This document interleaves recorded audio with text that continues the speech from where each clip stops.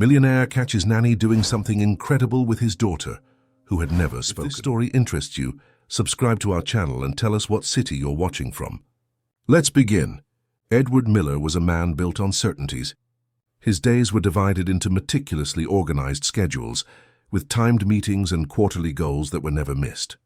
At 42, he helmed the Miller Development Group, one of the most influential companies in the Chicago real estate sector and the wider Midwest, known for its solidity and the high-end developments that transformed the skyline of the Windy City. The office, on the top floor of an imposing mirrored skyscraper in the Gold Coast neighborhood, reflected his personality: straight lines, neutral tones, everything calculatedly positioned to convey security and stability. The people who worked for him admired, respected, and, without exception, feared his analytical gaze that seemed capable of detecting any flaw, no matter how small. In meetings with investors, Edward presented flawless spreadsheets, pinpoint projections, and a conviction that left no room for doubt. "Miller doesn't make mistakes," they said in the market. It was this man, accustomed to controlling all variables, who was now parking his imported car in the large yard of his mansion in Lincoln Park, a traditional Chicago neighborhood known for its historic brownstones, cozy restaurants, and a small-town feel right in the heart of the metropolis. Unlike the office, the Miller mansion seemed to clash with its owner's profile.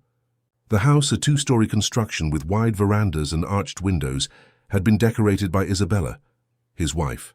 The warm-toned walls, the rustic reclaimed wood furniture, the colorful rugs and the plants distributed throughout the rooms created a welcoming and lively atmosphere. Isabella believed a home should tell stories, have personality, and breathe along with its inhabitants. But now, 4 years after the accident that took Isabella away, the house was too silent. Edward climbed the front steps with heavy feet. Before he even turned the key in the door, Mrs. Rodriguez, the housekeeper, who had worked for the family for over 20 years, was already waiting for him with the worried expression that had become her habit. "Good evening, Mr. Miller. Dinner is ready. Would you prefer to eat now or later?" "Later, Mrs. Rodriguez. How is she today?" The housekeeper lowered her eyes for a moment, a gesture Edward knew well. "The same, sir. She didn't come down for her afternoon snack. The private tutor came, but she didn't want to do her lessons. She just kept drawing." Edward nodded, hung his expensive suit jacket on the coat rack by the entrance, and loosened his tie. His eyes wandered across the spacious living room, pausing for a moment on the photographs on the mantelpiece.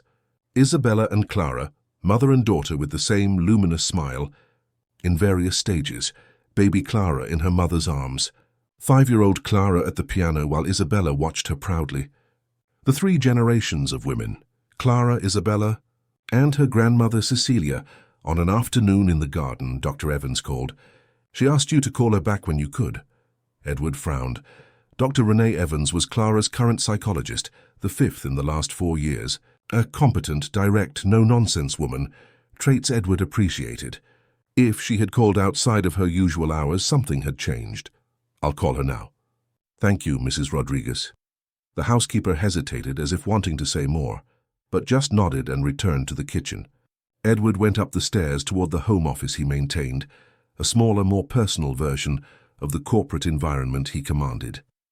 He sat down at the walnut desk, a family heirloom, and picked up the phone. Dr. Evans answered on the second ring, with her usual efficiency. "Edward, thank you for returning my call. We need to talk about Clara. I have a different kind of suggestion this time." He closed his eyes for a moment, bracing himself for another theory, another method, another attempt. He was tired, though he would never admit it to anyone. Tired of consultations, diagnoses, reports that tried to explain in technical terms what no one could solve. Since the day Isabella was gone, Clara, his now 10-year-old daughter, had stopped speaking. It wasn't a gradual process. It was like a switch being flipped off. At the funeral, Clara stood by her father's side, her small fingers intertwined with his without shedding a tear. When they returned home, she went upstairs, entered her room and closed the door. The next day, when Edward went to wake her for breakfast, she looked at him with empty eyes and didn't respond to his good morning. And so it continued for the following days, weeks, and years. Selective mutism, as it was initially diagnosed, evolved into a more complex condition. Clara didn't speak to anyone, not just strangers, as is common in selective mutism, but to everyone, including her father, the housekeeper who had known her since she was a baby, the teachers who tried to get close, and the various specialists Edward hired. She communicated only through simple gestures, drawings, and, recently, short written notes for basic needs. "What kind of suggestion?" Edward asked, taking a handkerchief from his pocket to wipe the sweat from his brow, despite the air conditioning that kept the room perfectly cool. "I met a professional, a kind of unconventional therapist. She works with children in peculiar situations. Her name is Olivia Suarez," Edward sighed. "Another therapist? Clara has already seen 6. Not to mention the doctors, specialized teachers, music therapists. This is different, Edward." The psychologist's voice took on a firmer tone. "Olivia isn't exactly a conventional therapist. She has a background in education and music, but she's developed her own methods for cases like Clara's. She has impressive results." "Results? What kind of results?" 13 children who reconnect, who express themselves again, who participate in the world again." Edward took a deep breath, containing his growing irritation. Why did they insist on giving him hope? Why couldn't they be realistic and admit that maybe Clara would never be who she was before? "Look, Renee, I appreciate your dedication, but we've already invested in dozens of approaches. Clara needs stability now, not another person coming in and out of her life." There was a moment of silence on the line. When the psychologist spoke again, her voice was softer, almost intimate. "Edward, do you remember what you told me about Isabella? About how she believed that some people carry music inside them?" Edward's heart skipped a beat. Yes, he remembered. It was one of the things Isabella often said, especially about Clara. "This girl has music inside her, Edward. Not music in the literal sense, although she plays the piano like an angel. She has that kind of vibration that harmonizes environments, you know?" "What does this have to do with this Olivia person?" he asked, his voice suddenly hoarse. "Olivia believes that too. In fact, her entire work is based on that principle, that each person has a unique vibration, an inner music, and that trauma, pain, can silence that music. Her method consists of helping the person rediscover their own melody." Edward closed his eyes. This was exactly the kind of talk that usually irritated him, romantic, imprecise, without concrete data. But there was something in the coincidence of the words that struck a sensitive chord in his chest. "Does she have credentials? Training? Any guarantees? She has a solid academic background, but as I said, her methods are her own. As for guarantees," Renee paused, "Edward, you know better than anyone that there are no guarantees when we talk about therapeutic processes. What I can say is that I've known her for years, and I trust her work. She is discreet, respectful, and above all, patient." Patience. It was something Edward, no matter how hard he tried, couldn't cultivate when it came to Clara's situation. Every day of silence was torture, a constant reminder of his powerlessness. He who solved complex problems daily at work couldn't help his own daughter. "I'll think about it," he finally said. "Edward, I just ask that you meet her. One conversation, nothing more. If you don't feel confident, we'll look for other alternatives." He hung up the phone with a strange feeling in his chest, something between frustration and an unexpected pang of hope. He got up and walked to the window, looking out at the garden where Clara used to play. The evening shadows already covered the well-manicured lawn and the leafy trees that Isabella had loved so much. The soft sound of a door opening made him turn around. Clara was standing in the office doorway, her brown hair falling in waves over her shoulders, wearing the polka-dot pajamas she had gotten for her last birthday. Her eyes, so much like her mother's, watched her father with an intensity that always unsettled him. "Hi, sweetheart," he said, feeling his heart ache as it always did in these moments. "Do you need something?"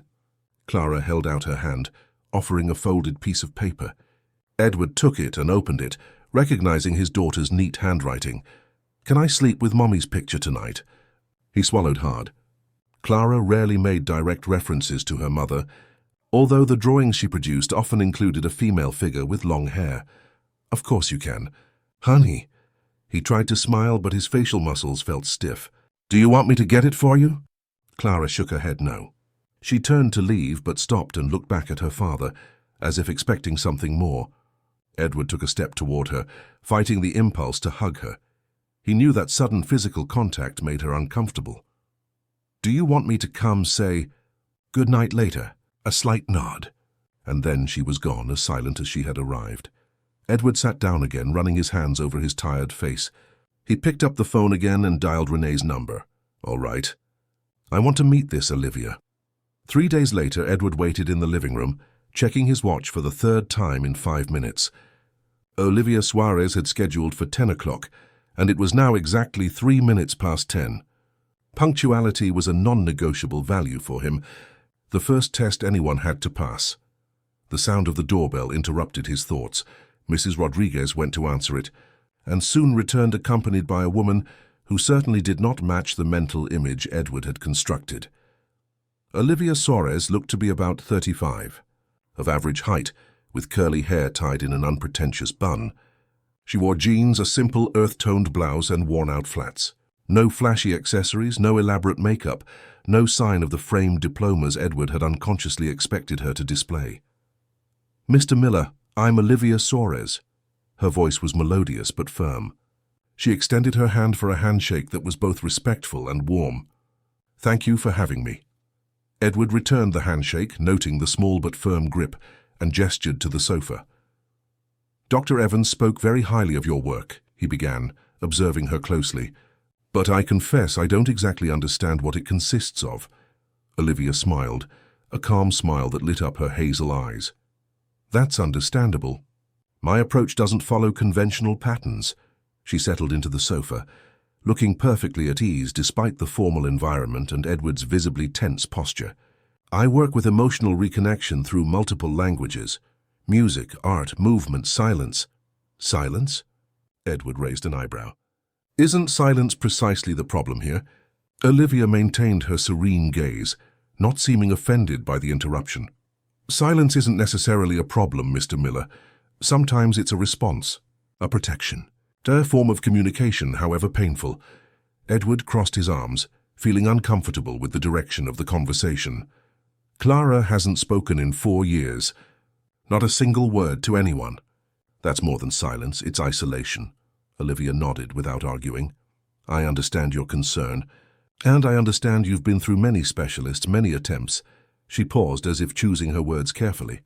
"What I propose is not a conventional treatment. I don't have a schedule of sessions, specific goals, or a guarantee of results. What I offer is a space of authentic presence, where Clara can, in her own time, find ways of expression that make sense to her." Edward felt the familiar irritation rising. Authentic presence, her own time. It sounded more like self-help talk than a serious professional approach. "With all due respect, Ms. Suarez, that sounds quite vague to me. Clara has psychological, educational, and medical support. What exactly would you add to all that?" "Perhaps nothing," Olivia replied with surprising sincerity. "Or perhaps something that none of those supports, as competent as they are managing to offer. I can't promise it will work, Mr. Miller. I can only ask for an opportunity to meet Clara and see if a possible connection exists." Edward took a deep breath, restraining the urge to end the useless conversation right there. But something in Olivia's direct gaze, in the absence of grandiose promises or scientific certainties, made him hesitate. What would this process look like? "Would you come here for sessions?"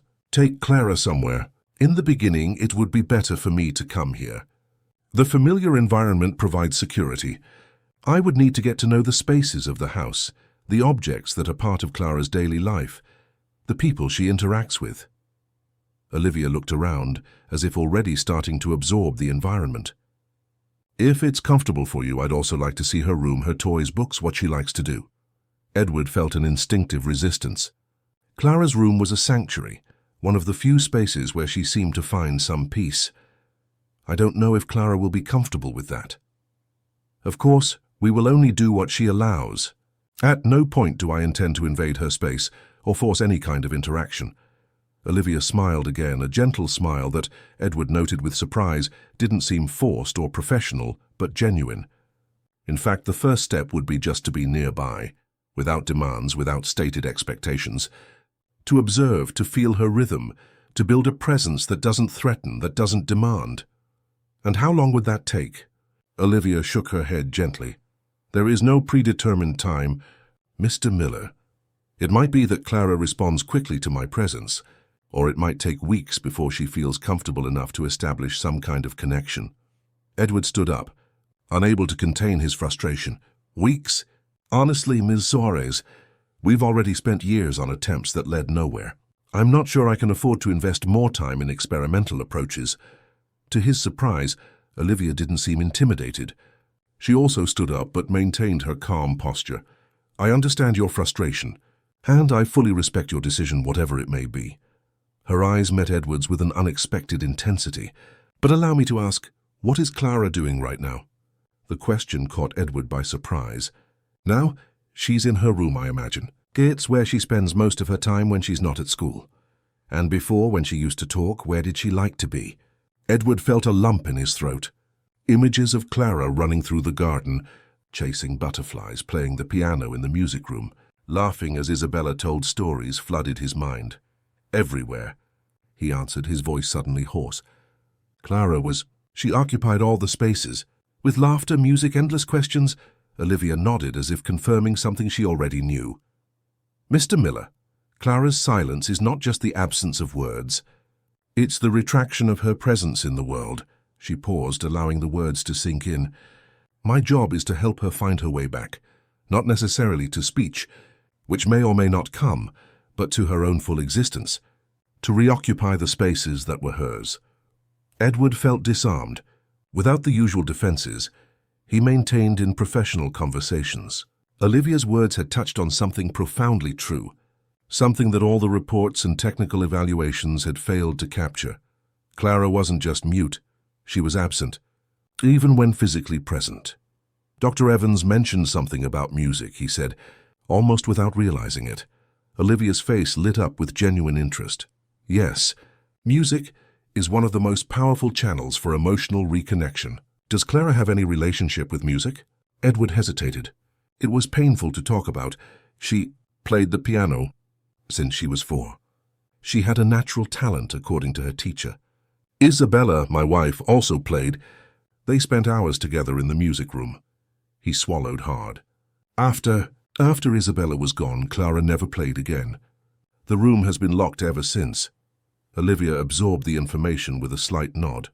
I see. The music was likely a strong bond between them. She reflected for a moment. Mr. Miller, if you'll allow me to meet Clara, I promise to absolutely respect her boundaries. I won't force anything. I won't create expectations. I won't promise miracles. I only offer my genuine presence and the possibility that through it, Clara might find new paths of expression. Edward looked at the family portrait on the mantelpiece. Isabella smiled, radiant, with Clara on her lap and him by her side, the three of them forming the perfect picture of happiness. A happiness that now seemed to belong to another life, to other people. All right, he said finally, we can try, but on one condition, which is, I want detailed weekly reports on what you are doing, any progress, any change. And the moment Clara shows any sign of discomfort or regression, we stop immediately. Olivia smiled, a smile that seemed to contain an understanding that went beyond the words exchanged. Deal. When can I meet her? She gets back from school at 3. It can be today. I'll be here at 3 then. Olivia extended her hand for another handshake. Thank you for your trust, Mr. Miller. Edward, he corrected, not knowing exactly why. You can call me Edward. When Olivia left, Edward remained in the living room, with the strange feeling that something had shifted in the atmosphere, as if a gentle breeze had entered through a window that had been closed for a long time. At 3 o'clock sharp, Olivia Suarez returned to the Miller mansion.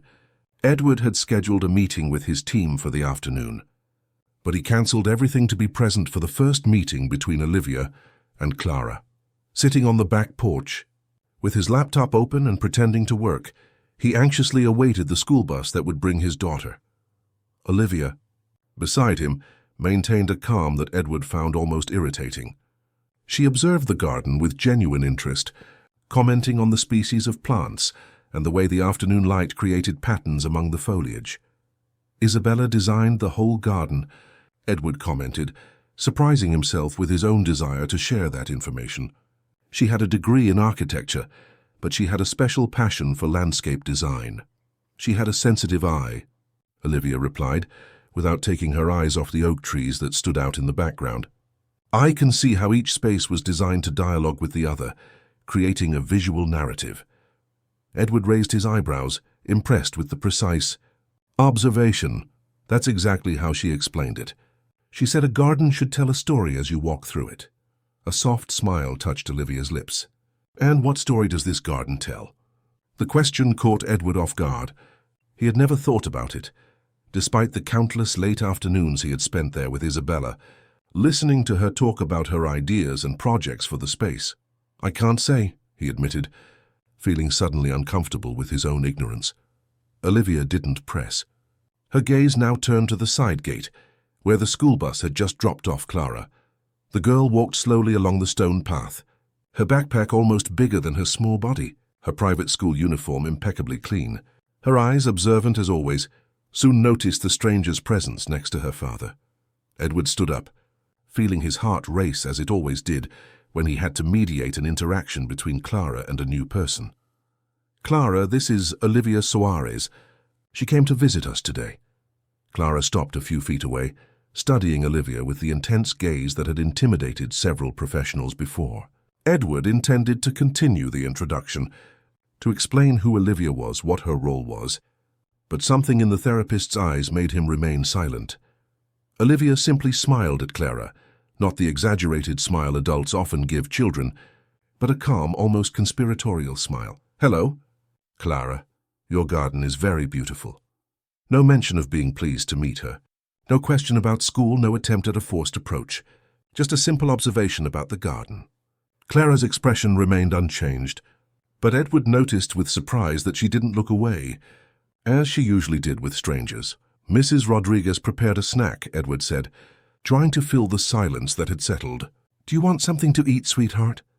Clara shook her head no. Then, to Edward's surprise, she walked to a bench under a large maple tree, sat down and opened her backpack, taking out a sketchbook and colored pencils. She likes to draw there, Edward explained, in a low voice to Olivia. It's her favorite spot in the garden. Olivia nodded, observing Clara with genuine interest. May I approach her? She asked in a low voice. You can try. But don't be surprised if she gets up and goes to her room. To Edward's surprise, Olivia didn't walk directly to Clara. Instead, she moved through the garden in an unpretentious way, examining flowers, touching leaves, seemingly absorbed in her own exploration. Gradually, almost imperceptibly, she moved closer to the bench where Clara was drawing. When she was a few feet away, she stopped and simply sat on the grass, her back against the trunk of another tree. She took a small book out of her bag and began to leaf through it without looking at Clara, without attempting any direct approach. Edward watched the scene with growing curiosity. Olivia's strategy was different from anything they had tried before. Usually, professionals did their best to engage Clara directly, with questions, planned activities, and attempts to establish eye contact. And invariably, Clara responded with more withdrawal, often leaving the area. But now, with Olivia simply occupying the same space without demands, Clara continued to draw peacefully. Edward could almost swear that occasionally, the girl cast curious glances in Olivia's direction. After about 20 minutes of this silent dynamic, Olivia stood up and walked over to Edward. I think that's enough for today, she said in a low voice. I don't want to overwhelm Clara with my presence on the first day. Edward frowned, confused. But you didn't even interact. Olivia smiled, a serene smile that was becoming familiar. We've been interacting since the moment she saw me. Occupying the same space without creating discomfort is already a valuable form of interaction. She looked at Clara, who was still absorbed in her drawings, or at least appeared to be. Can I come back tomorrow? Same time? Edward hesitated for only a moment. Yes, of course. Excellent. And if it's not too much to ask, I'd like for no one to explain to Clara who I am or why I'm coming. Let her discover it for herself in her own time. When Olivia left, Edward approached Clara, sitting beside her on the bench. Did you like her? He asked, knowing he wouldn't get a verbal response, but hoping for some sign. Clara looked up from her drawing, a leafy tree with small, colorful birds in its branches, and stared at her father for a long moment. Then, to Edward's complete surprise, she simply nodded her head once briefly, and went back to drawing. Edward felt something he hadn't experienced in a long time, a small, almost imperceptible flicker of hope. In the following weeks, Olivia became a regular presence at the Miller house. Initially, she came 3 times a week, always at the same time when Clara returned from school. The routine was almost always the same. Clara would settle somewhere in the garden or on rainy days in the living room and occupy herself with drawings, books, or simply observing her surroundings. Olivia, in turn, would find a spot nearby, but not intrusive, and bring some activity of her own. She read, made notes in a colorful notebook, sometimes simply contemplated the landscape. There were no conversations, no direct attempts at interaction, and yet Edward could tell something was happening. Clara no longer showed tension in Olivia's presence. At times, Edward would catch his daughter observing the therapist with genuine curiosity, something she directed at no one else. In the 3rd week, the first significant change occurred. It was a Wednesday afternoon, and a light rain was falling over Chicago, wrapping the house in a gray veil. Clara was in the living room, leafing through an illustrated book about sea animals. Olivia sat in a nearby armchair, taking a small wooden box from the bag she always carried. Edward, working on his laptop a few feet away, discreetly watched as Olivia opened the box, revealing a set of small bells of different sizes. With delicate movements, she began to arrange them on the coffee table, creating what appeared to be a musical scale. The soft sound of the first bell being struck by Olivia filled the room. Clara immediately looked up from her book. Olivia didn't look at her, continuing to explore the sounds of each bell, creating a simple, repetitive melody. To Edward's astonishment, Clara closed her book, stood up, and approached the table, her eyes fixed on the small metal instruments. Olivia continued to play, as if she hadn't noticed the girl's approach, though Edward could see she was fully aware of Clara's every move. After a few minutes of silent observation, Clara reached out a hand toward one of the bells Olivia wasn't using. She stopped mid-gesture as if reconsidering. Olivia, without interrupting her melody, gently moved the bell closer to Clara, a silent invitation. With a hesitation that broke Edward's heart, Clara struck the bell. The crystalline sound hung in the air for a few seconds. A small smile, the first in years, appeared on the girl's lips. And then, to Edward's complete amazement, she picked up another bell and struck it, responding to Olivia's melody. For nearly 20 minutes, the two remained in this silent musical communication. Olivia would propose a pattern, Clara would respond. Olivia would vary the rhythm, Clara would follow. There were no words, no direct eye contact, just music. The language that Edward remembered with a lump in his throat had always been special for Clara and Isabella. When the musical improvisation ended, Clara carefully returned the bells to the table. Olivia continued her activity, without making any comment, without turning the moment into something extraordinary. Clara returned to her book, and the afternoon proceeded as if nothing had happened. Later, as Olivia was leaving, Edward walked her to her car. "What happened today was incredible," he said, his voice trembling with restrained emotion. "I haven't seen Clara interact like that with anyone for years." Olivia smiled, her eyes shining with a quiet satisfaction. Music is a universal language, and for some people it's the most natural, most honest language.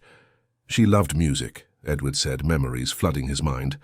Isabella introduced her to the piano when she was just 4. It was as if Clara was born knowing how to play. Her small fingers found the right keys by pure instinct. A shadow crossed Olivia's face. "You have a piano?" Edward nodded, feeling his chest tighten. "In the music room. It's been locked since Isabella." "Since the accident." Olivia absorbed the information in silence without judgment. "I understand, and I totally respect that boundary. But if one day, if Clara shows interest—" "I don't know if she could handle it," Edward interrupted. "That place, that instrument. They were her and Isabella's sacred territory." "Precisely for that reason," Olivia replied softly. "It might also be the way back to a part of who she is." She got into her car, leaving Edward with that unsettling idea planted in his mind. That night, after putting Clara to bed, Edward stood for a long time before the door to the music room, his hand on the doorknob, unable to turn it. That room had been sealed along with the pane, as if keeping it closed could somehow contain the suffering within manageable limits. Finally, on an impulse he himself didn't understand, he turned the knob and pushed the door open. The smell of wood and old fabric hit him like a wave. The closed curtains made the room dark, almost solemn. In the center of the room, covered by a large velvet cloth, was the piano, a Steinway baby grand that had been Edward's gift to Isabella when Clara was born. With hesitant steps he approached the instrument. His hands trembled as he pulled back the cover, revealing the dark, polished wood, the keys yellowed by time and disuse. A thin layer of dust covered everything. Despite Mrs. Rodriguez's efforts to keep the house impeccable, Edward had forbidden her from entering that room. He sat on the bench, feeling like an intruder. He had never learned to play, although Isabella had insisted several times. "Music is another form of language, Edward," she would say, "one that speaks directly to the soul, without the interference of reason." He had always responded with an indulgent smile. His logical mind, trained in numbers, spreadsheets, and contracts, had never truly understood that dimension that was so natural for Isabella and Clara. His fingers lightly touched the keys, without pressing, just feeling the texture.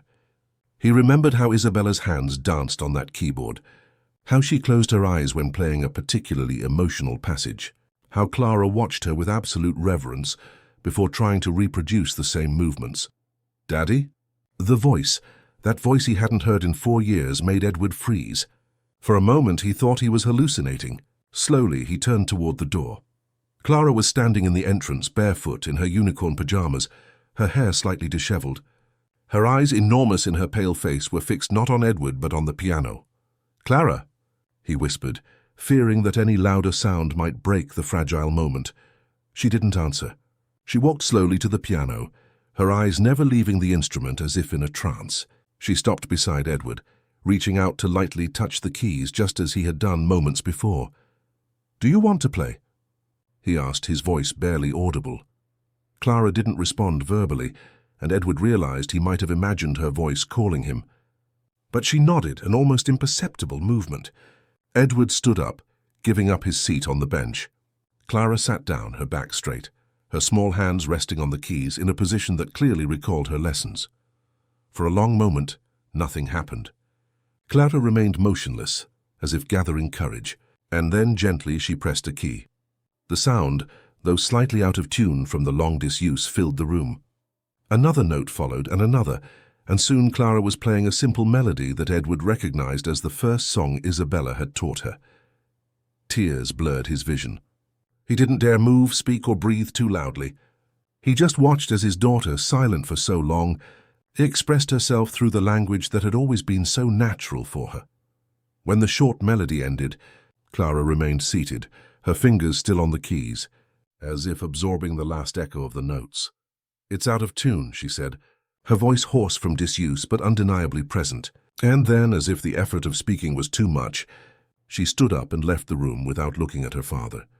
Edward collapsed into a nearby armchair, his heart beating so hard it felt like it would burst from his chest. His daughter had spoken. After 4 years of absolute silence, Clara had said 3 words.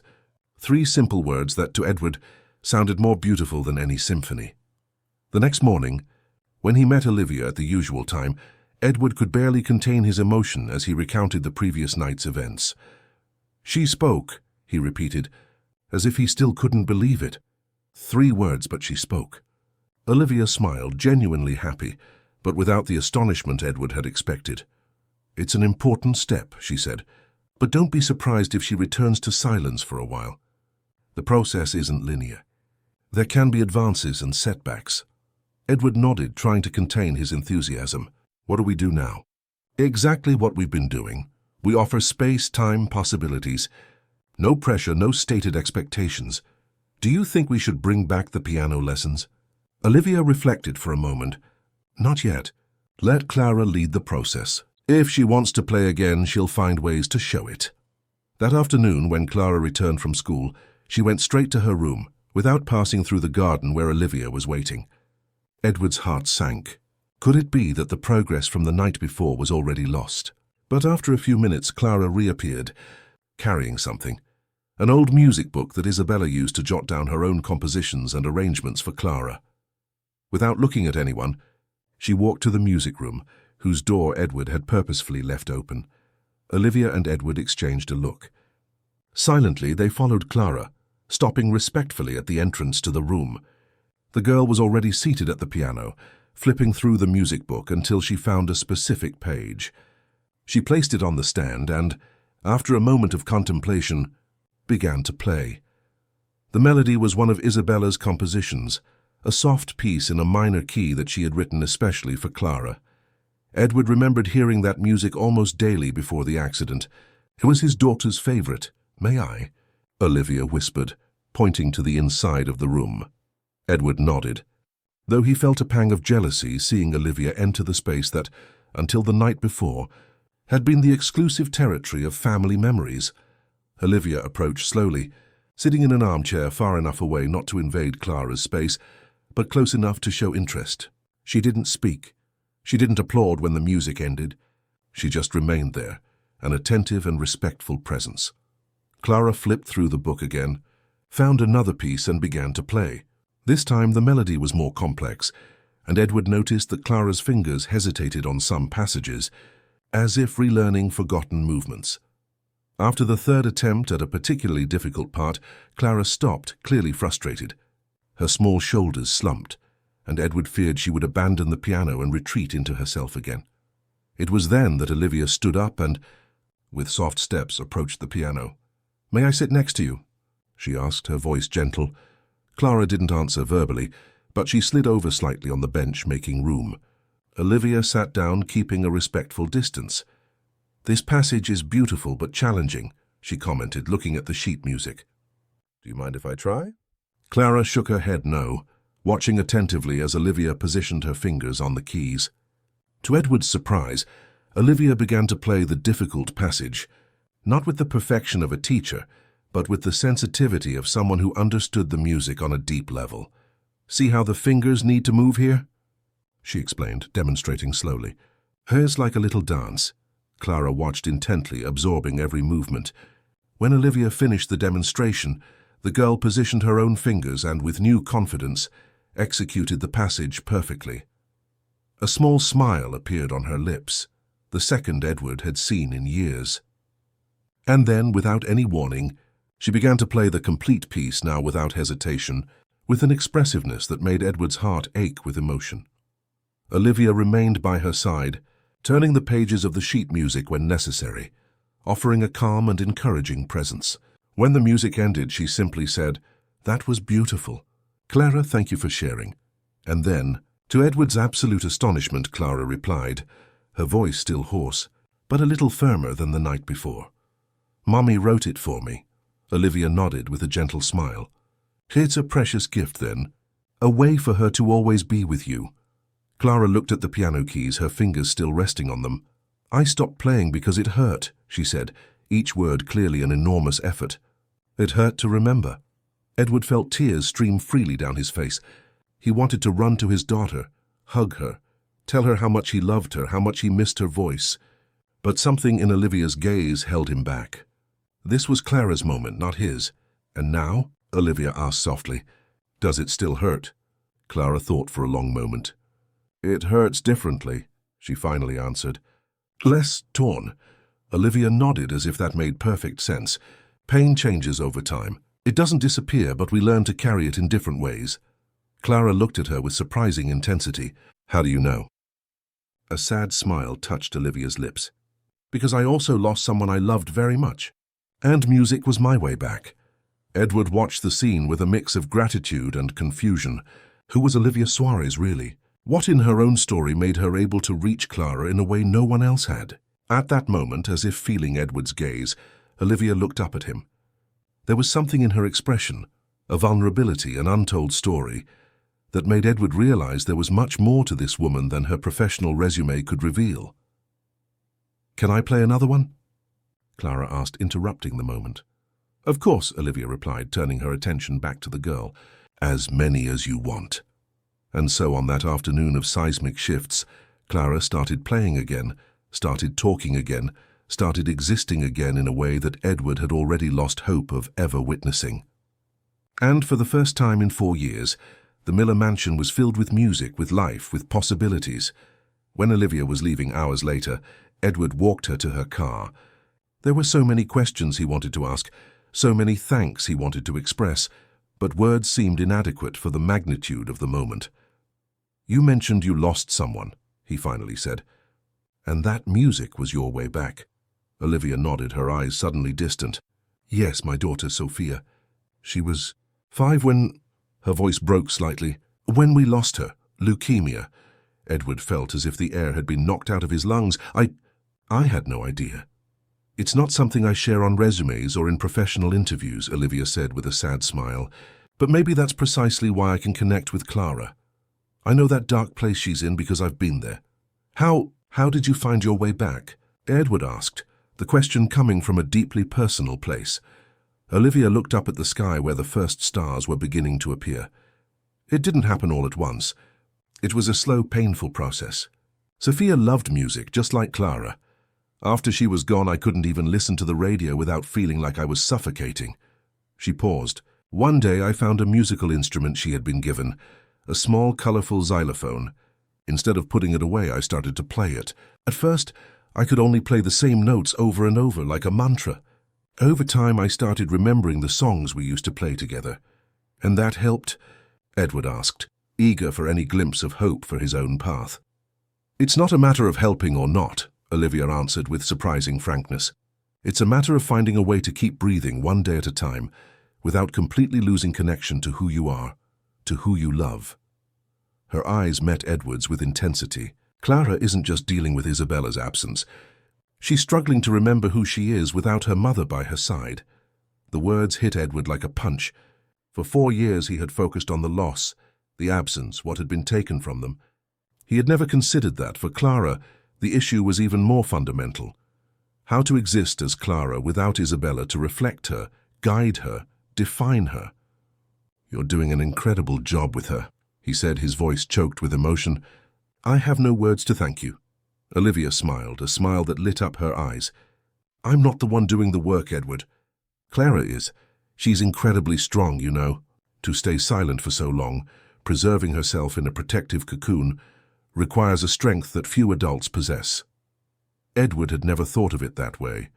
Clara's silence had always seemed like a weakness, a symptom of trauma, a reaction to loss. He had never considered that it could also be an expression of strength. A survival strategy. "I guess there are a lot of things about my own daughter I still need to learn," he admitted. "Don't be so hard on yourself," Olivia replied kindly. "You've been doing the best you can under impossible circumstances. And the simple fact that you're open to new possibilities, even after so many disappointments, shows how much you love Clara." When Olivia left, Edward remained in the garden for a long time, watching the lights of the house, listening to the distant sounds of the piano that continued to play. Clara was playing alone now, exploring the instrument like someone rediscovering an old friend. For the first time in years, Edward allowed himself to feel something dangerous, something he had suppressed for fear of new disappointments. Hope. Not the frantic, anxious hope that Clara would go back to being exactly who she was before, but a humbler, more realistic hope that together they could find a new path, a new way of existing in this world that had been irrevocably altered by Isabella's absence.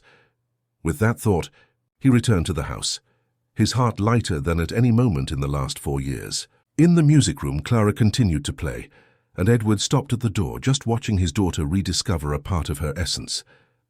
When the music ended, she looked up and saw him there. For a brief moment, their eyes met, and something passed between father and daughter, a silent understanding, a mutual promise that somehow they would find their way home together. In the weeks that followed, a new routine began to establish itself in the Miller mansion. The piano, once silent and covered, returned to being the pulsating heart of the house. Clara spent hours in the music room, initially just relearning old melodies, then venturing into her own compositions. Olivia came 3 times a week, and these visits quickly became Clara's most anticipated moments. The girl's verbal communication was still limited, short sentences, monosyllabic answers, long periods of silence, but her expression through music flourished daily. Edward hired a tuner for the piano, and with Olivia's discreet guidance, allowed the music room to become a living, accessible space again. The return to speech was a slow, non-linear process. There were days when Clara seemed to regress, refusing to speak at all, retreating back into her inner world. In those moments, Olivia didn't push, didn't question. She was simply present, offering the security of a space without demands. On a rainy Tuesday, almost a month after Clara's first reunion with the piano, Olivia arrived at the mansion carrying a cardboard box. Edward met her at the door, now accustomed to her visits. "Any new musical instruments?" he asked, gesturing to the box with a smile. Over the weeks, Olivia had brought several small instruments, a recorder, a kalimba, small meditation bells, that Clara explored with curiosity. Olivia shook her head, a special glint in her eyes. "Not exactly. Remember last week when Clara mentioned she missed the stories Isabella used to tell before bed?" Edward nodded. It had been a rare moment of vulnerability when Clara, after a particularly emotional piano session, had confessed in a low voice, "Mommy always told a different story every night. About princesses who saved dragons instead of being saved by princes. I found this in a thrift store," Olivia continued, opening the box to reveal an old cassette tape recorder. "I thought maybe we could record some stories for Clara, for the nights when I'm not here." Edward frowned. "You want me to record stories? I'm not very good at that. Isabella had a special gift for making up tales, doing different voices for each character." "It doesn't have to be the same as what Isabella did," Olivia replied gently. "It can be your own version. Or we can find audiobooks. The important thing is that Clara has this reconnection with the stories that were meaningful to her." There was something in the suggestion that made Edward uncomfortable. Since Isabella's loss, he had avoided any attempt to replace her in rituals like that. Storytelling, lullabies, games that were the mother's exclusive territory. It was as if, by trying to occupy those spaces, he was somehow erasing Isabella's memory. "I think I'd rather buy some audiobooks," he said finally. Clara always liked the Grimm brothers' stories, although Isabella always changed the endings to make them less scary. Olivia nodded, respecting his decision. "That's a great idea, but I'll keep the recorder around, in case you change your mind." Clara was in the garden that afternoon, despite the light rain, sitting under the porch, watching the birds that came to feed at the bird feeder Olivia had helped install the week before. Her eyes lit up when she saw the therapist approach. "I brought something different today," Olivia said, sitting beside her and showing her the old recorder. Clara observed the object with curiosity. "What is that?" "A tape recorder. It's how we listened to music and recorded things before phones and computers." The girl touched the device carefully, exploring the buttons. "It looks old?"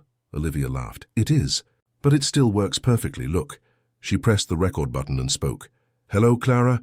This is a recording test." Then she rewound the tape and pressed play.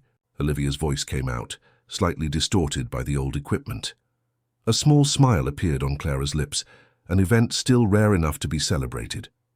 "Can I try?" "Of course," Olivia replied, handing her the device. "Press this button to record, this one to stop, and this one to listen." Clara held the recorder carefully, as if it were a precious object. She pressed the record button and, after a moment of hesitation, spoke. "My name is Clara Miller, and I am 10 years old." She stopped the recording, rewound, and pressed play. Upon hearing her own voice, her eyes widened in surprise. "It sounds different," she commented. "Our voice always sounds different when recorded," Olivia explained. "It's because we're used to hearing it from the inside, through our bones and tissues, not just through the air like others hear it." Clara thought about this for a moment, clearly fascinated. She pressed the record button again. "Mommy used to say my voice was like little bells," she said, and then stopped the recording abruptly, as if she had said more than she intended. Olivia didn't comment, respecting the moment. "I thought maybe we could record some stories for you to listen to before you sleep." "What do you think?" Clara's eyes lit up. "Like Mommy's stories?" "Done if you want. Or new stories. You can choose." Clara remained silent for a long moment, contemplating the recorder in her hands. "Can we record music too?" she asked finally. "Of course. Anything you want." The girl nodded, seemingly satisfied, and went back to watching the birds. But the recorder remained in her hands, like a new possibility, a new form of expression. Later, when Edward returned from a meeting at the office, he found Clara and Olivia in the music room. The recorder was positioned on the piano, and Clara was playing one of Isabella's compositions, while Olivia turned the pages of the sheet music. "We're recording a recital," Olivia explained in a low voice when Edward entered. "Clara wants to create a collection of her favorite songs." There was something about the scene that touched Edward deeply, the seriousness with which Clara dedicated herself to the task, the concentration on her small face, the way her fingers danced over the keys with growing confidence. It was like getting a glimpse of the old Clara again, that vibrant girl full of passion for music, for stories, for life. When the music ended, Clara looked at her father standing in the doorway. "Want to listen?" she asked. Edward nodded, not trusting his own voice. Clara rewound the tape and pressed play. The music filled the room, slightly muffled by the equipment's limitations, but still beautiful in its simplicity. "That's great," Edward said when the recording finished. "You're playing better and better, sweetheart." Clara accepted the compliment with a small smile. Then, surprising both Edward and Olivia, she asked, "Do you want to try recording a story, like the ones Mommy used to tell?" The question caught Edward off guard. It was the first time in 4 years that Clara had asked for something directly from him, something that went beyond basic needs or practical matters. I don't know if I could tell stories like your mother," he answered honestly. "She was much more creative than me." Clara watched him with those intense eyes that always seemed to see beyond the words. "It doesn't have to be the same," she said finally. "It can be your way." The same words Olivia had used earlier, now echoed by his daughter. Edward felt a deep emotion taking over him, not just for the request itself, but for what it represented. Clara was reopening a space in her life for him, for his voice, for his presence. "I can try," he said, his voice slightly trembling. "Tonight, before you go to sleep?" Clara nodded and turned her attention back to the piano, as if that small dialogue had already demanded all her available social energy. Edward exchanged a look with Olivia, who was smiling discreetly. Not a smile of triumph or self-satisfaction, but of genuine joy for the progress she was witnessing. That night, after much hesitation about what to tell, Edward entered Clara's room with the recorder in his hands and his heart racing. The girl was already in bed, her hair still damp from her bath, the covers pulled up to her chin. On the nightstand, Isabella's portrait, a photograph in which she smiled broadly, her hair flying in the wind on a beach afternoon. "Ready for the story?" Edward asked, sitting on the edge of the bed. Clara nodded, her eyes fixed on the recorder. "I don't know if it will be very good," he warned, feeling suddenly insecure. "I've never been very good at making things up." "It's okay," Clara replied softly. "I just want to hear your voice." The simplicity of the statement hit Edward like a wave. His voice? That was all Clara wanted. Not an elaborate story, not a performance. Just her father's presence expressed through words, regardless of what they were. With a lump in his throat, Edward turned on the recorder and began to tell the first story that came to his mind. Not an elaborate fantasy like the ones Isabella created, but a memory from his own childhood, of when his father used to take him fishing in a small lake on the outskirts of Chicago. He spoke about the blue sky reflected in the water, about the patience needed to wait for a fish to bite the bait, about the conversations he had with his father while they waited. Conversations about school, about the future, about the clouds that formed shapes in the sky. It wasn't a story with princesses or dragons, but it contained its own magic, the magic of real memories, of human connections, of shared time. When he finished, Edward realized that Clara had fallen asleep, her breathing soft and rhythmic, an expression of peace on her face that he hadn't seen in a long time. He turned off the recorder, leaving it on the nightstand, and leaned down to lightly kiss his daughter's forehead. "Good night, my love," he whispered. And for the first time in years, he felt that maybe, just maybe, things could be okay again. The next day, Edward was surprised to find Clara at breakfast with the recorder next to her cereal bowl. "I listened to your story again this morning," she said, without looking up. "I liked the part about the clouds that looked like elephants." Edward's heart warmed. "Your grandfather had quite an imagination. He could see shapes in any cloud. Are you like him?" The question caught Edward off guard. Clara rarely initiated conversations and never asked personal questions. In some ways, yes, he replied, sitting at the table with his cup of coffee. He was very organized and responsible, like me. But he also knew how to have more fun. He took time for simple things: fishing, watching the sky, walking in the park. Things you don't do, Clara observed, with a perceptiveness that reminded him of Isabella. That's true, Edward admitted, surprised by the observation. After I took over the company, everything became more urgent. There's always an important meeting, a contract to review, a problem to solve. Clara finally looked up, staring at her father with that piercing gaze that seemed to see beyond appearances. "You're always busy," she said simply. The words, spoken without accusation, merely as an observation, hit Edward like a punch. It was true even after Isabella's loss. Even with Clara's fragile condition, he had dived even deeper into work, as if the constant activity could somehow fill the void left by his wife's absence, as if professional successes could compensate for the failure to help his own daughter. "You're right," he finally replied, his voice choked up. "I have been too busy." "But that's going to change, Clara, I promise." The girl didn't answer, turning her attention back to her cereal. But something had been said, a truth had been acknowledged, and Edward knew he couldn't just ignore it. That morning, before leaving for the office, he called his secretary and cancelled all his afternoon meetings. "Family matter," he explained briefly, ignoring the surprise in the voice of the woman who had never seen him prioritize personal matters over professional commitments. When Olivia arrived, at the usual time after school, she found not only Clara waiting in the garden, but also Edward. "Did something happen?" she asked, noticing his unusual presence at that hour. "I just thought I could join the session today," he replied, trying to sound casual. "If I'm not interrupting, of course." Olivia smiled, that calm smile that seemed to light up her eyes. "Of course you're not interrupting. In fact, it's a great idea." Clara watched the scene with poorly disguised interest.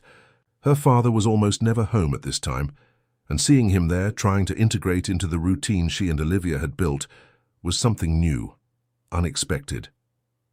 "What do you usually do at this time?" Edward asked, suddenly aware of how little he knew about the dynamic that had developed between his daughter and the therapist. "It varies each day," Olivia replied. "Sometimes music, sometimes art. Sometimes we just talk or sit in silence. Today I had thought about exploring the recorder a bit more. Clara mentioned she'd like to record a story of her own." Edward looked at his daughter in surprise. "You want to tell a story?" Clara nodded shyly. "I thought of one last night, about a girl who lost her voice and went to look for it in the forest." The simplicity with which Clara spoke of her own experience, even transformed into fantasy, left Edward speechless. It was the first time she had referred directly to her period of silence, albeit metaphorically. "That's a wonderful idea," Olivia encouraged. "How about we go to that bench under the maple tree? It's your favorite spot, isn't it?" Clara nodded, getting up to lead the way. Edward followed them, feeling a bit out of place in this territory that had developed without his direct participation. Sitting on the bench, Olivia handed the recorder to Clara, who held it for a moment, as if gathering courage. "I don't know if I can tell the whole story," she admitted, looking at Olivia. "It's a bit long." "It doesn't have to be all at once," Olivia replied gently. "We can record a little today, a little tomorrow, or you can draw parts of the story if you prefer." Clara thought for a moment, looking from the recorder to the sketchbook she always carried with her. "I can draw the girl in the forest first," she decided, "and then I'll tell the story while looking at the drawing." "Excellent idea," Olivia approved. And then, turning to Edward, "Do you draw, Edward?" The question caught him off guard. "I don't have much talent for it, I'm afraid. Isabella was the artist in the family." "Talent is overrated," Olivia replied with a smile. "The important thing is the expression, not the final result. Why don't you try drawing with Clara?" Edward felt a flash of panic. Drawing? In front of Clara, who had inherited her mother's artistic talent. It was a recipe for embarrassment. But there was something in Olivia's gaze, a kind of gentle challenge that made him hesitate. "I could try, I suppose," he said finally, feeling ridiculously nervous. "But don't expect much." Clara, to his surprise, slid over a bit on the bench, making room for her father.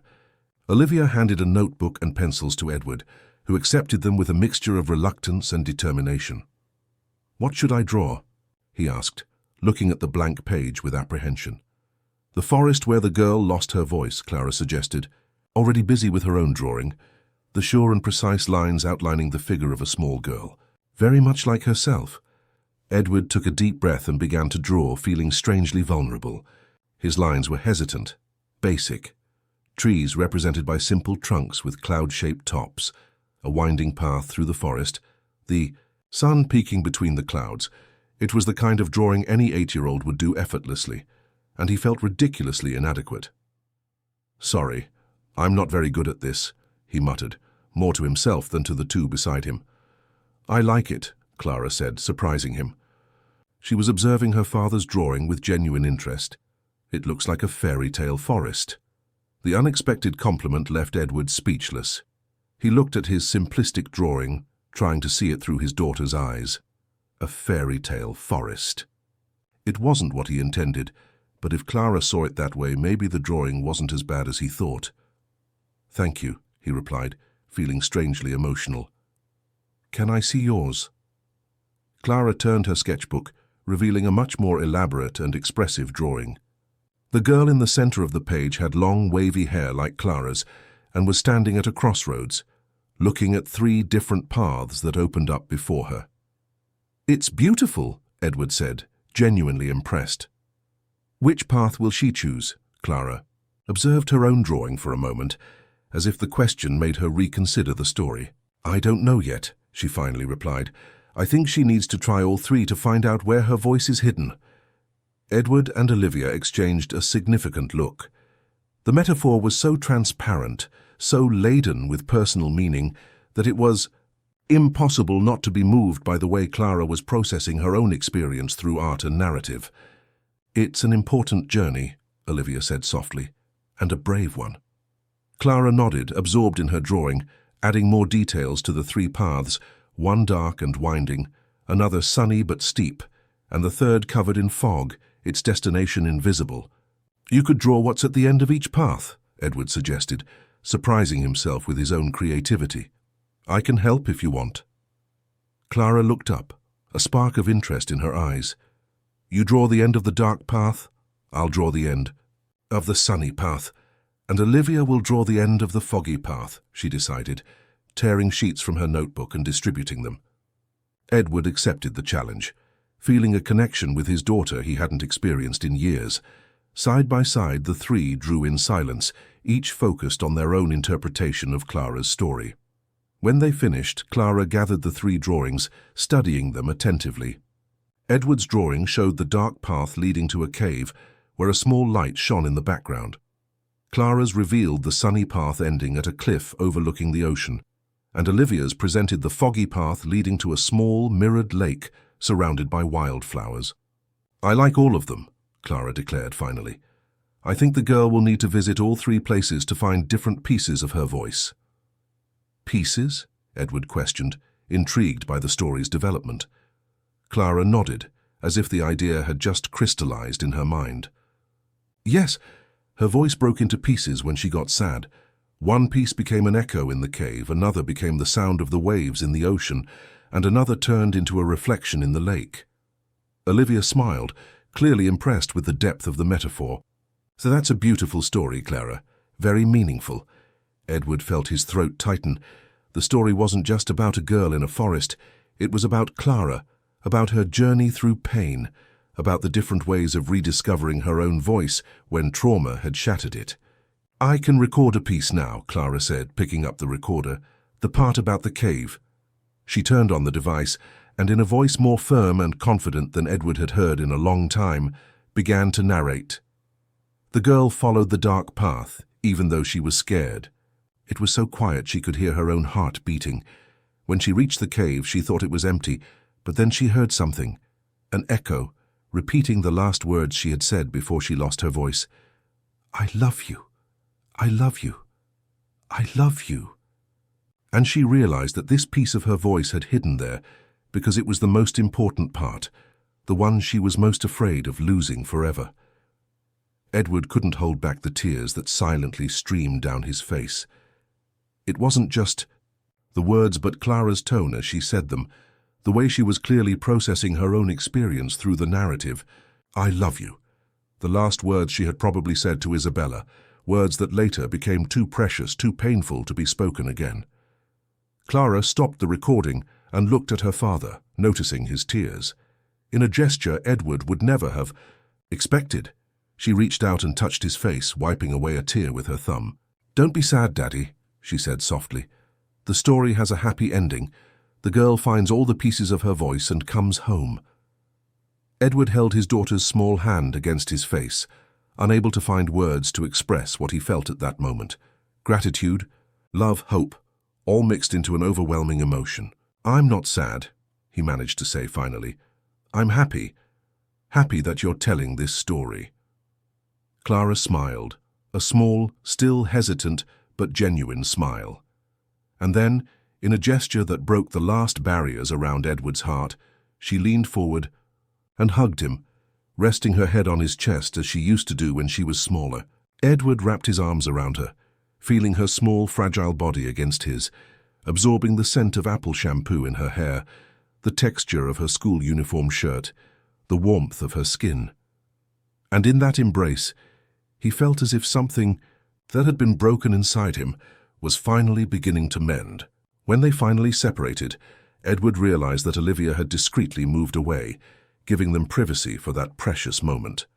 She was a few feet away, seemingly absorbed in contemplating a rose bush, but Edward noticed the glint of tears in her eyes when she turned. "Thank you," he mouthed silently, and Olivia responded with a small nod as if to say, "It wasn't me, it was you two." And maybe it was true. Maybe Olivia's role had been simply to create the space, to open the possibilities, to show the way.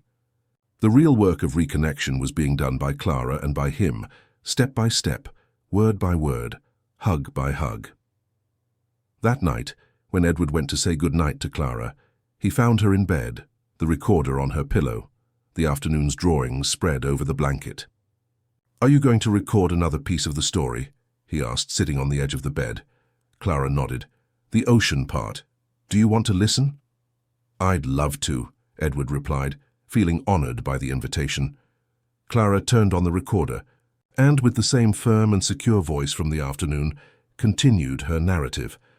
The girl followed the sunny path, which was easier to walk, but very steep. When she reached the cliff, she was afraid of falling, but then she heard the ocean below.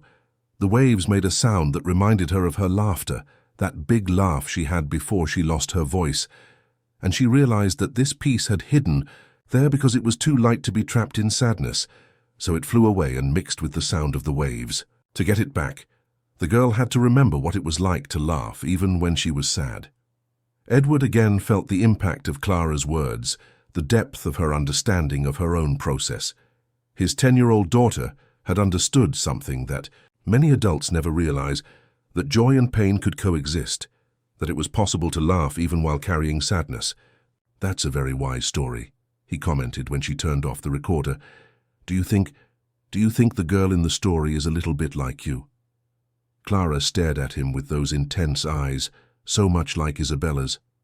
For a moment, Edward feared he had gone too far, had broken the magic by trying to make the metaphor explicit. But then Clara nodded, surprising him with her frankness. "Yes, I lost my voice when Mommy went away. I couldn't talk because it hurt too much." The simplicity of the explanation, after years of complex theories from specialists, elaborate diagnoses and technical terms, left Edward speechless. Clara had perfectly understood what had happened to her. The trauma had literally stolen her voice, because speaking meant feeling, and feeling hurt too much. "And now," he asked softly, "does it still hurt to talk?" Clara reflected for a moment, her eyes fixed on some point beyond Edward. "Sometimes," she finally answered, "but now the pain is more calm, like when you scrape your knee and after a while it only hurts when you press on it." Edward's heart warmed at the wisdom contained in that simple analogy. "You know, Clara," he said, choosing his words carefully, "I think I also lost a bit of my voice when your mother left. I didn't stop talking like you did, but I stopped saying the things that really matter." Clara watched him with interest. "What things?" Edward swallowed hard, feeling exposed, vulnerable, but determined to be honest. "Things like, I love you, I miss you, I'm scared." I think I stored all those words somewhere inside me, because it also hurt too much to say them. Clara reached out and took her father's hand, a gesture of understanding that transcended her age. "In my story," she said, "the girl has to be very brave to find all the pieces of her voice. Maybe you need to be brave too, Daddy." Edward felt the tears returning but didn't try to hold them back. Clara was right. They both needed courage to relearn the language of affection, of vulnerability, of emotional truth. "I'll try," he promised, gently squeezing his daughter's hand. "And will you help me?" Clara smiled, a smile that lit up her face in a way Edward hadn't seen in years. "Yes, we can be brave together." That night, Edward fell asleep with a feeling he had forgotten. Hope. Not the anxious, desperate hope of before, which demanded immediate results, miraculous cures, impossible returns to the past. It was a gentler, more patient hope, the hope of small daily steps, of gradual reconnections, of a new way of existing that honored the past without being trapped by it. In the room next door, Clara fell asleep, listening to the sound of the waves on her recorder, preparing to dream of the third path, the one covered in fog, which led to the mirrored lake, where the last piece of her voice waited to be found. The morning brought a clear sky and a gentle sun, typical of early spring in Chicago. Edward woke up with a strange, almost forgotten feeling, lightness. The conversation with Clara the night before had stirred something deep inside him, as if a door that had been locked for years had been pushed ajar, letting in a sliver of light. When he went down for breakfast, he found Clara already at the table, eating cereal while flipping through a book. It wasn't just any book, Edward noticed with surprise. It was an old photo album that Isabella had put together, one he hadn't seen since the accident. "Good morning," he said, sitting next to her. "Where did you find this album?" "In the music room closet," Clara replied without looking up. "It was on the top shelf with the old sheet music." Edward looked at the pages Clara was examining, photographs of Isabella at the piano, sometimes alone, sometimes with a little Clara sitting beside her. In one of the pictures, the two were smiling at the camera, their heads close together, the same brown eyes shining with joy. "Mommy was very beautiful," Clara commented, running her fingers gently over the photograph. "Yes, she was," Edward agreed, feeling the familiar lump in his throat, though less tight than before. "And you look more and more like her." Clara looked up, meeting her father's gaze. "Really?" "Really. You have the same eyes, the same smile. Even the same way you frown when you're concentrating." A small smile touched Clara's lips. "I like looking like her." Edward reached out, gently stroking his daughter's hair. "She would be so proud of you, you know. Of how you're facing all this, finding your way back." Clara absorbed the words in silence, turning her attention back to the album.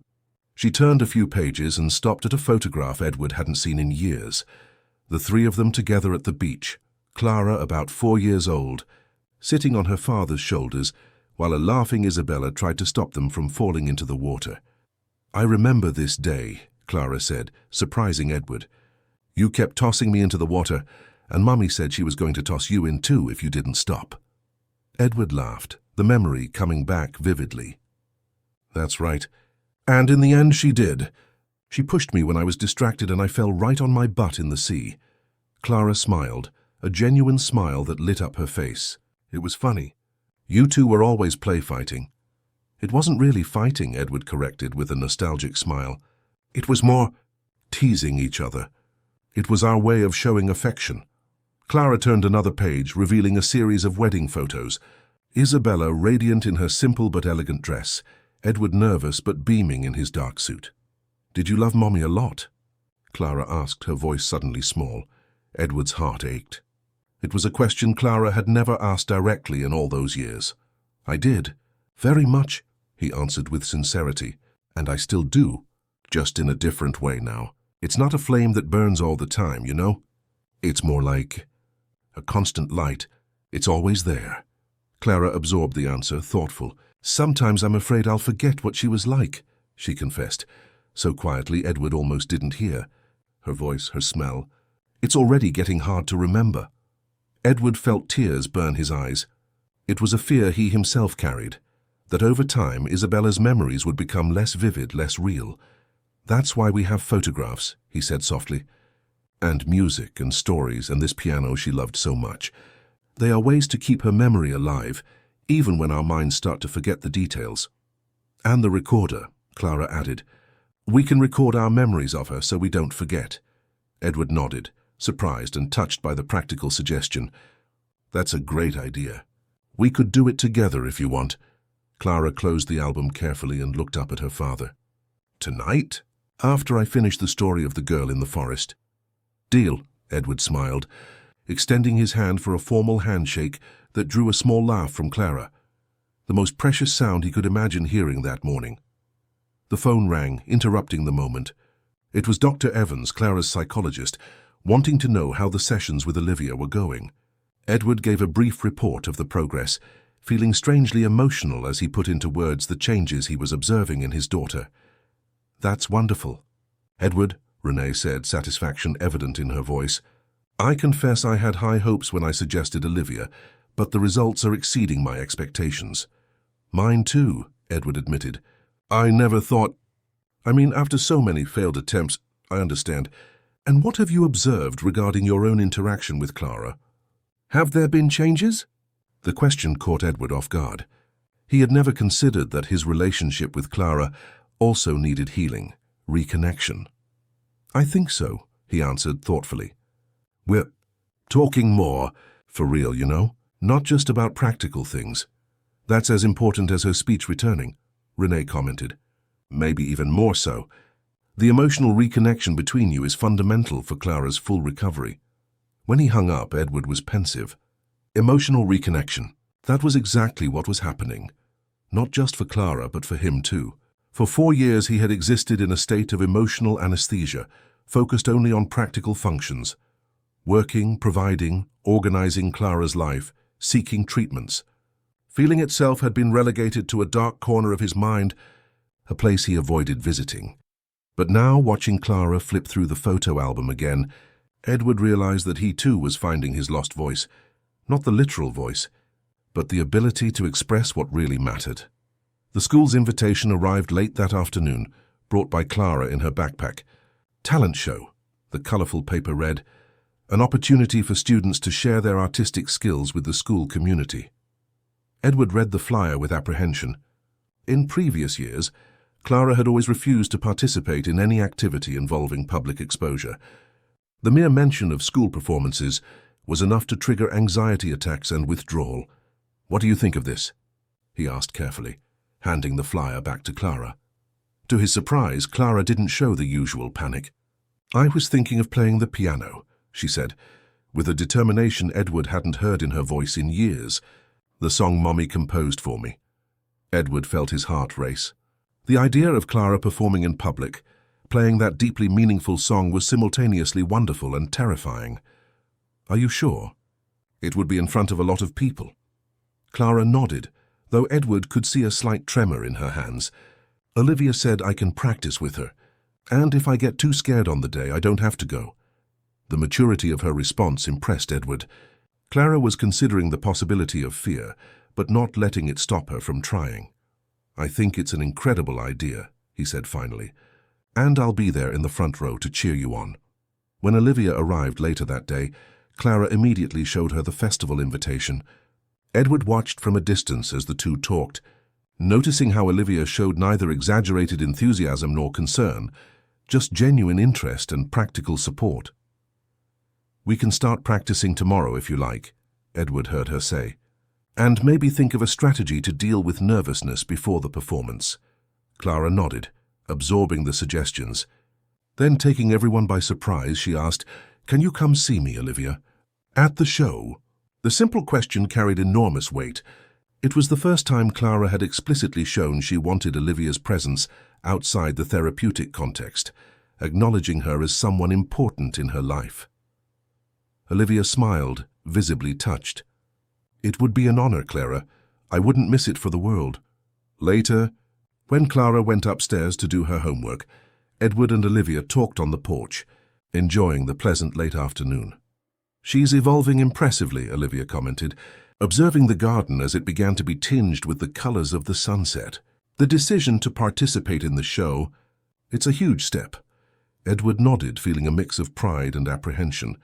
"I'm afraid it might be too soon. What if she freezes on stage? What if it's too much for her?" "It's a possibility," Olivia admitted frankly. "But Edward, think about what this means. Clara is willing to take a risk. She's choosing courage over the comfort of safety. Even if she backs out at the last minute, the simple act of considering the possibility is already an incredible victory." Edward reflected on Olivia's words. She was right, of course. The real battle wasn't whether Clara would be able to perform at the show. It was the fact that she was willing to try, to leave the cocoon of silence and isolation she had built around herself. "How can I help her?" he asked, feeling suddenly inadequate. "What should I do if she panics, if she gives up at the last moment?" Olivia smiled, a gentle smile that Edward was beginning to associate with a wisdom that went beyond therapeutic techniques. Just be there, with no stated expectations, no pressure.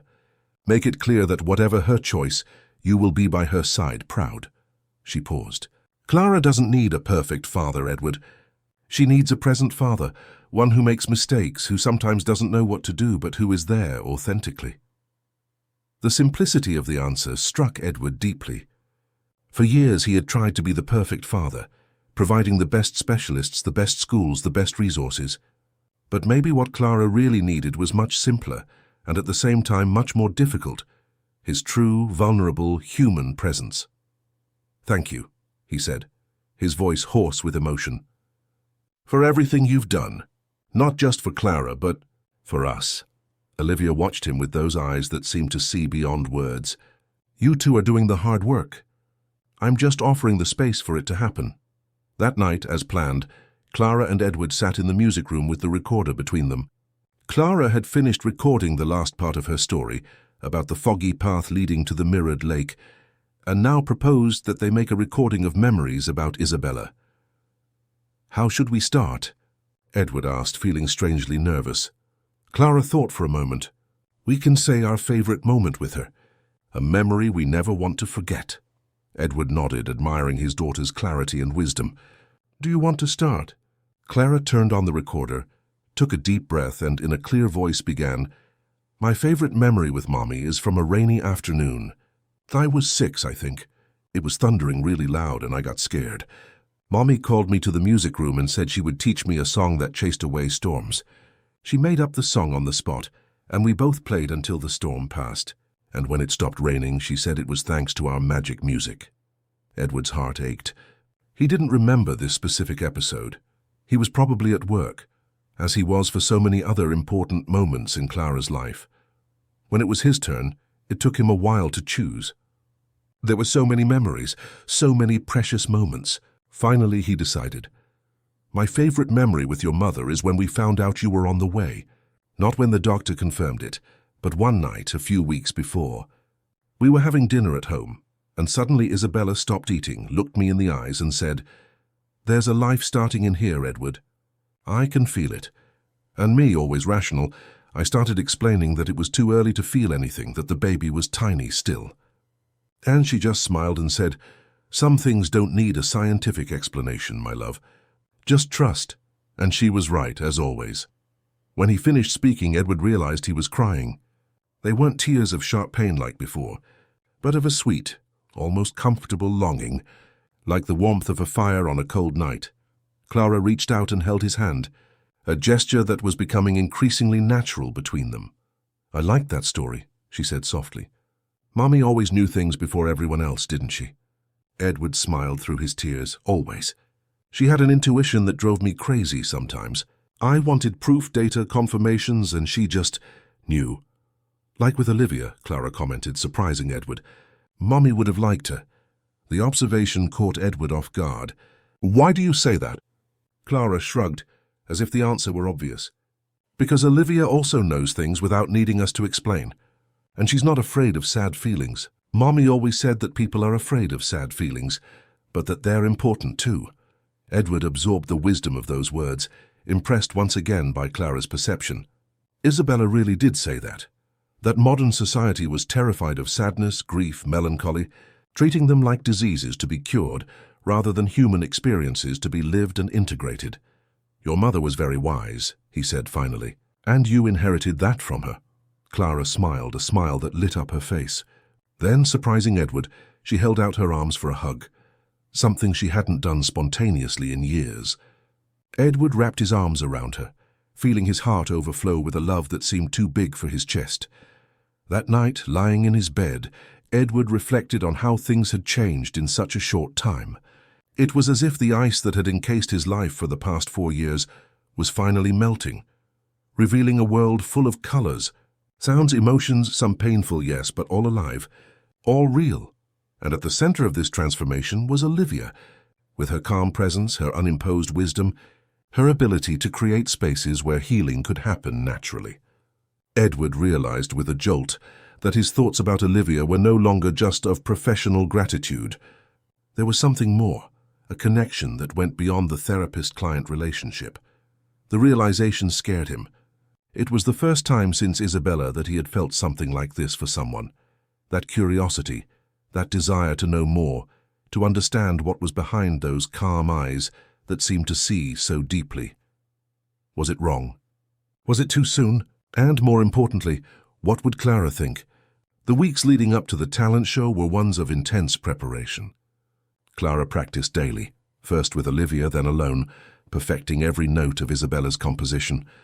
Edward rearranged his work schedule to be more present, to listen to his daughter's progress, to offer encouragement. The chosen piece was a gentle composition in a minor key that Isabella had written especially for Clara when she was just 5. Clara's song was the simple title noted on the sheet music, in Isabella's elegant handwriting. The piece was about 3 minutes long, with an emotional crescendo in the middle and a serene ending that seemed to hang in the air even after the last note was played. Clara's determination impressed everyone. Even on days when anxiety made her restless, she persisted, practicing section by section, note by note, as if the music were a kind of talisman, a tangible connection to her absent mother. A week before the show, during one of the rehearsals in the music room, Olivia made a suggestion. What if we record a full rehearsal? That way you can hear how it sounds, identify areas to improve. Clara readily agreed. Edward, who was watching the rehearsal, offered to film with his phone so Clara could also see her posture, her movements. The recording was a success. Clara played with a confidence that surprised everyone, including herself. When she watched the video, a small smile of satisfaction lit up her face. "Mommy would be proud," she said softly. "She is proud," Olivia replied simply. "Wherever she is." Edward, who usually avoided this kind of spiritual talk, felt strangely comforted by Olivia's words. There was something in her way of speaking about absence that was neither sentimental nor superficial. It was respectful, authentic, acknowledging both the loss and the continuity of love. On the eve of the show, Clara was visibly nervous during dinner. She played with the food on her plate, moving it from side to side without really eating. "I'm scared," she finally confessed, looking at her father with anxious eyes. "What if I mess up? What if I forget the song?" Edward took a deep breath, remembering Olivia's words about being authentically present, without pressure. "You know, Clara, when I have important presentations at work, I get nervous too," he said, surprising himself with his own honesty. "Sometimes my stomach hurts, my hands get clammy. I forget what I was going to say." Clara looked at him with interest. "Really, you never told me that, because I thought I always had to seem strong, always confident. But the truth is, everyone feels scared sometimes. The secret isn't to not be scared, it's to not let fear stop you from doing what you want to do." Clara absorbed the words in silence, thoughtful. "And if I decide not to play tomorrow, will you be mad?" Edward reached out, touching his daughter's face gently. "Never. The choice is yours, Clara. If you decide to play, I'll be there cheering until my hands hurt. If you decide you're not ready, I'll be by your side respecting your decision. What matters to me is that you're considering possibilities that seemed impossible a few months ago. That in itself is a huge victory." Clara smiled, seeming relieved. "I think I'll try. But if I change my mind at the last minute?" "It will be okay," Edward completed. "I promise." That night, Edward received a text from Olivia. "How is she?" "Nervous but determined," he replied. "She said she's going to try." "Perfect. Remember, no expectations, just presence." Edward smiled at his phone, feeling that now familiar wave of gratitude mixed with something more, something he wasn't yet ready to name. "We'll be there at 7 p.m. Clara's performance is scheduled for around 7:45. I'll be there." "And Edward, regardless of what happens tomorrow, you two have already won. So I hope you know that." The school auditorium was packed that Friday night. Parents, siblings, grandparents, friends, all gathered to support the students' performances. The talent show was a traditional school event, held annually, with acts ranging from musical numbers to short plays, poetry recitations, and various skill demonstrations. Edward and Clara arrived early. As arranged with the coordinator, Clara would need a few minutes at the piano before her performance to get familiar with the instrument, which was different from the one at home. Dressed in a simple light blue dress, Isabella's favorite color, and with her hair in a ponytail, Clara looked simultaneously fragile and determined. Her eyes scanned the auditorium as it began to fill, and Edward could feel her anxiety growing. "Shall we go to the piano?" he suggested gently. "You can play it a little, get used to it." Clara nodded, following her father to the stage where a black grand piano held a prominent position. The coordinator, Mrs. Davis, a middle-aged woman with a welcoming smile, greeted them enthusiastically. "Clara, we are so happy you decided to participate this year," she said with genuine joy. "You can test the piano as much as you like. We still have about 20 minutes before the official start." Edward watched as Clara sat at the bench, adjusting the height, placing her hands on the keys. She started with single notes, testing the sound, the instrument's sensitivity. Then she played a few passages from the piece, familiarizing herself with the different touch. It was then that Edward saw Olivia entering the auditorium. She wore a simple dress in an olive green tone, her hair loose and framing her face. Even from a distance, her eyes met his and she smiled, a smile that seemed to light up the entire room. Edward waved, signaling for her to join them on stage. Olivia approached, greeting Mrs. Davis before turning to Clara. "How are you feeling?"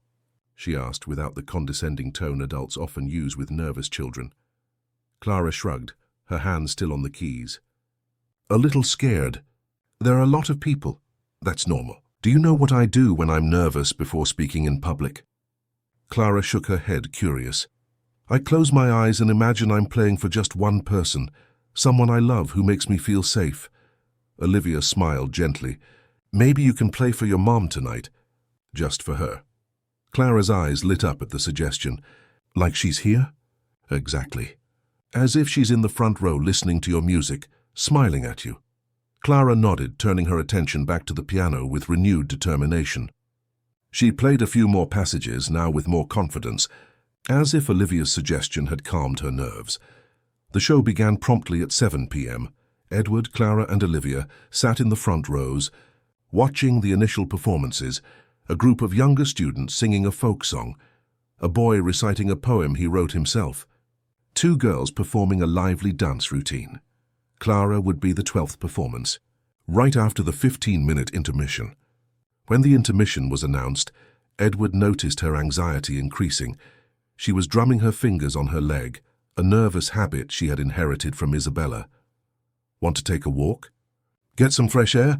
he suggested. Clara nodded, standing up. To Edward's surprise, she extended her hand not just to him but also to Olivia, silently inviting her to join them. The three of them walked through the school courtyard, illuminated by soft lights. The night was pleasant, with a light breeze stirring the leaves of the trees. Clara walked between the two adults, holding both their hands as if drawing strength from their presence. "What if I mess up?" she asked again, her small voice betraying her fear. "Then you keep going," Olivia replied simply. "Mistakes happen, Clara. They're part of any performance. What matters isn't perfection. It's the courage to be there, to express yourself. Your mother used to say that the best performances aren't the technically perfect ones," Edward added, recalling a conversation with Isabella. "They're the ones where the musician puts their heart into it, even when the notes don't come out exactly as planned." Clara absorbed the words in silence, seemingly comforted. When they returned to the auditorium, she seemed calmer, more centered. The intermission ended and the performances resumed. Clara was called, and Edward felt his own heart race as she walked to the stage, her back straight, her chin held high in a posture so reminiscent of Isabella it ached. There was a moment of absolute silence as Clara sat at the piano. She adjusted the bench, positioned her hands on the keys, and then, to everyone's surprise, she leaned toward the microphone placed near the piano. "This song was composed by my mother, Isabella Miller, for me when I was 5 years old," she said, her voice clear and firm, with no sign of the mutism that had afflicted her for so many years. "It's called Clara's Song, and I dedicate it to her memory and also to 2 people who helped me find my voice again. My father, Edward, and my friend, Olivia." Edward felt tears burn his eyes. Beside him, Olivia was also moved, discreetly wiping a tear with the back of her hand, and then Clara began to play. The first notes, soft and delicate, filled the auditorium. There was a purity, an honesty in her interpretation that transcended technique. It was as if each note were a word in an intimate conversation between mother and daughter, a conversation that continued, despite the physical absence, through the universal language of music. In the emotional crescendo in the middle of the piece, Clara closed her eyes, completely immersed in the music. Her fingers danced over the keys with surprising confidence, as if guided by a memory deeper than the brains, the memory of the heart, of love, of a connection that not even death could break. When the last note sounded, hanging in the air like a promise, there was a moment of reverent silence in the auditorium. And then, like a wave, the audience erupted in applause. Edward was the first to stand, followed by Olivia, and soon the entire auditorium was on its feet, applauding not just the musical performance, but the extraordinary courage of the girl who had found her way back to the light. Clara smiled, a full, radiant smile that lit up her face like the sun after a long storm. She took a small bow as Isabella had taught her years before, and her eyes met her father's in the audience. In that look was a communication that transcended words, gratitude, love, and a new mutual understanding. When Clara came down from the stage, Edward wrapped her in a tight hug, unable to contain the tears that now streamed freely down his face. "You were incredible," he whispered in her ear. "Incredible." Clara hugged her father tightly, as if wanting to merge with him, to unite in their shared joy. When they finally separated, she turned to Olivia, who was watching the scene with moist eyes. "Thank you," Clara said, hugging her too, "for helping me find my voice." Olivia hugged her back with a tenderness that spoke of her own journey through pain. "The voice was always there, Clara. You just needed time and space to find it again." That night, as they drove home, a comfortable silence reigned in the car. Clara, exhausted but radiant, looked out the window, watching the city lights pass by like shooting stars. Edward drove with a sense of fulfillment he hadn't experienced in years, as if a fundamental piece that had been missing from his life had finally been put back in its place. At home, after putting Clara to bed, Edward returned to the living room, where Olivia was waiting to say goodbye. She had accepted the invitation to accompany them home for a celebratory hot chocolate that Clara had insisted on preparing before succumbing to exhaustion. "Is she asleep?" Olivia asked, sitting on the sofa with her half-full mug of hot chocolate in her hands. Like a rock, Edward smiled. "It was an intense day for her. For all of us, actually." Olivia nodded, a soft smile on her lips. "It was a precious moment. Her courage is inspiring." "None of this would have been possible without you," Edward said, sitting next to her on the sofa. "I have no words to thank you for what you've done for Clara, for us." Olivia shook her head gently. "It wasn't me, Edward. It was Clara, it was you, it was time. It was this willingness to try again, to risk, to trust." There was a moment of silence, not the uncomfortable silence that begs to be filled, but an intimate silence of mutual understanding. "Do you know what Clara told me yesterday?" Edward finally asked. "That you seem like Isabella, not physically, but in essence. In the way you see the world, how you understand people." Olivia smiled, a smile that mixed surprise and emotion. "That's quite a compliment, considering how much she loved her mother." "It's true," Edward agreed. "And not only that. There's something about you that reminds me of what I learned from Isabella, but somehow forgot in recent years, that life isn't just about spreadsheets, meetings, and professional success. That there's music in everything if we're willing to listen. Olivia watched him with those eyes that seemed to see beyond words, beyond appearances. That's a beautiful way of seeing things, and I believe it's true. There's music in everything, in joys, in sorrows, in losses, in reunions. The secret is to learn to listen, even when the melody seems to have been lost. Edward felt something stir within him, an emotion that had been dormant for so long he had almost forgotten what it was like. It was more than gratitude, more than admiration. It was a recognition, a connection, a possibility. "Olivia," he began, unsure how to express what he felt. "I know our relationship started professionally, and that there are probably rules about personal approaches in this context. But I'd like to know if we could get to know each other better, outside of this therapeutic context." Olivia didn't seem surprised by the question. Her eyes met Edward's with sincerity. "There are rules, yes," she admitted, "and they exist for good reasons. But there are also exceptions, situations where life just happens." She paused. "Clara is making remarkable progress. Soon she won't need regular sessions with me anymore. Perhaps when that time comes we can explore that possibility." It wasn't a definitive yes, but it wasn't a no either. It was a half-open door, a possibility that depended on time, on context, on respect for Clara and her healing process. "I understand," Edward said, surprised by his own patience. Before he would have insisted, sought a definitive answer, a clear commitment. But now he understood the value of time, of the process, of the journey itself, not just the destination.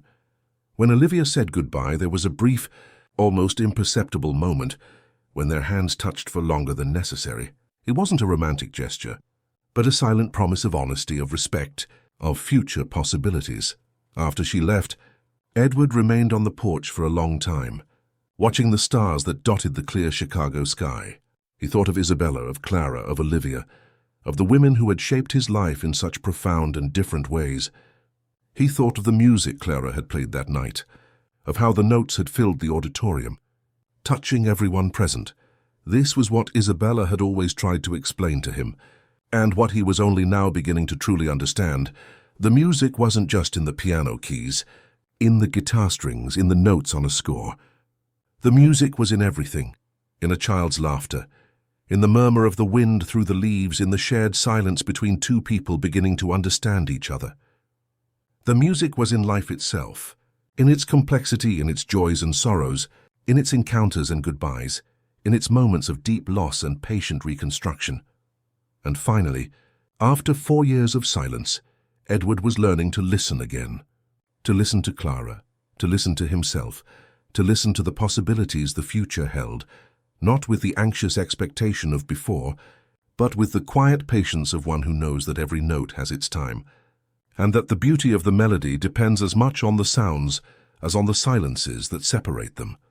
Beloved listeners, we hope the journey of Edward, Clara, and Olivia has touched your hearts. It is through silence and music, pain and reconnection, that we find our way back to ourselves and to those we love. If this story resonated with you, don't forget to subscribe to our channel and leave a like. Tell us in the comments which moment touched your heart the most and what city you're watching from. To hear more stories that explore the depths of the human soul, turn on notifications and stay tuned for our next posts. Remember, as Clara discovered, our voice sometimes breaks into pieces, but with time, patience, and love, we can always rebuild it. Until our next story,